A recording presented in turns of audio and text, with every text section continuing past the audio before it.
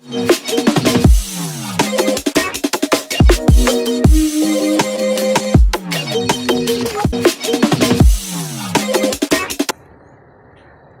once again. So we are on our discussion for the first topic on lesson number 6, which is the transmission and distribution. So we will discuss first the parameters of the line. The parameters of the line is divided into 3 parts. First part is resistance, second part inductance, third part is capacitance. This is more on the modeling side.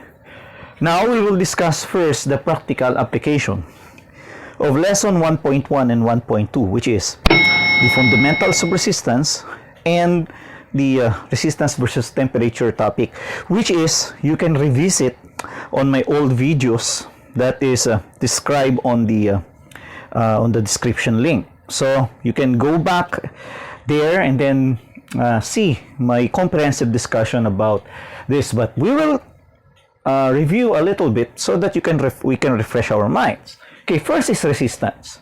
So what we have discussed last time is more on DC, right? DC. Now, we will discuss again what is RDC, which is rho L over A, wherein this is in terms of 20 degree and rho is depend on the material that you will use. But typically, we have 2 materials that we use, copper or aluminum. But if there is a possibility that this resistivity becomes different, the values of this resistivity, which is your constant, will also be different. So it will depend on the material that you use in the transmission line. However, we only have 2, which is first the copper and aluminum. Well, these values are looks fun, especially the 1.77 times 10 to the negative 8, which is in terms of metric, and then 10.37, which is in terms of English, which is, we already know this unit, which is the circular mill, 10.37. On the aluminum side, we have 2.83 times the negative 6. Ohm meter, rather, this is 8. Sorry for that. This is 8, not 6. K times the negative 8, ohm dash meter, or 17 ohm mil per feet. And please take note, these are the constant for this equation, which is rho L over A. And please take note as well, the A here is the A total. And it is dependent if that is solid or stranded. So A total in a stranded conductor, you need to multiply the number of strands times the area per strand. So this already looks pump equation to you. Okay, let us move forward now to some of the important things here in terms of single phase and a 3-phase resistance and computing the total resistance. In a single phase 2-wire system, especially if that is a DC or even an AC, but anyway, whatever it is, in a DC circuit, if you have a 2-wire system, but anyway, the resistance AC is our main goal in this topic, which we will discuss on the next slide, which is with a skin effect. So considering you have already an RAC, and then you have the same resistivity, the same length, so I could say that is RA, this is RB. So since they are the same resistivity and same length, obviously same conductor area, okay, RA and RB are the same. So if you want to get the total resistance at points A and B, considering a single phase 2-wire system, definitely RA plus RB, right? And thus, if they have the same characteristic, same resistivity, same material rather, same length, same area, RT is equal to twice of R, okay, which is equal to R. Now, in a 3-phase 3-wire system, you have an A, you have an B, you have a C. And considering, okay, a balanced system, well, we already described this one on topic number 4 in Power Systems 1. Considering balanced system, that you need to have the same resistance in order to have a balanced system. Okay, since you're already on transmission side, we consider our system as balanced.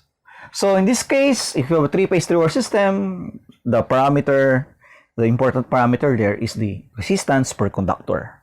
So hence, in a 3-phase 3-wire system, it's very important that you know the resistance per phase, which is RA is equal to RB equal to RC, which is equal to R per phase or R per conductor. We will discuss the next slide in a few moments, or a few seconds, or a few slides. Okay, let us have this slide here, which discusses the formula for RAC. So, how we compute for the AC resistance of the line. So first, we need to know what is skin effect all about. So skin effect is defined as the tendency of the conductor or the alternating current in the conductor to concentrate near the surface of the conductor. So it means that if you have a conductor like this, okay, this is your conductor, and then you have here your insulation material. So the insulation material is called a sheet material. The spelling is SHEATH. And then because of the skin effect phenomena, it means that you have a larger inductance compared to your current. So recall that we have here my mnemonic, if you know Smallville, the father of Lex Luthor, the Lino-Luthor formula. It's pretty clear. It depends on the number of turns and the flux linkage, or we call this sometimes as phi. So L is inversely proportional to the current. So it means that because of skin effect, that is the larger inductance on the conductor, it pushes the current conductors, okay, near the surface. So the positive marks here is your current particles. So if we push the current particles near the conductor, it will have an insulation breakdown. Eventually, it will have an insulation breakdown. So it will have a breakdown because of the losses, the heat dissipated because of skin effect. So thus, the skin effect will have a major factor in the computation of your AC resistance. So the larger the inductance, the larger the skin effect. But it is negligible when the supply frequency is less than 50 Hertz and the conductor diameter has a conductor diameter less than 1 centimeter. Okay, we will discuss that a little bit, but we need to discuss the effect also of the stranded conductor. You have two types of conductor. You have a solid and you have a strand. So in this case, if you what will be the effect of the strands and concentric conductor in computing RAC? If you have 3 strands, you have a 1% increase. And then you have a 2% increase for 4 or more.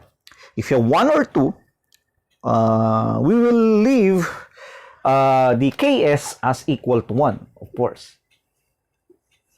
So the Ks means that is the effect of the spiraling effect. So it means that if you have 1% increase, you're considering 1.01. The Ks is 1.01. If that is 2% increase, you have 1.02. The Ks is 1.02, 2% increase. If you have 4 or more. If you have 3 strands only, you have 1.01. Okay, now we will have the inclusion of the skin effect, which is, I could say, the Kp constant. Therefore, your RAC now has this formula.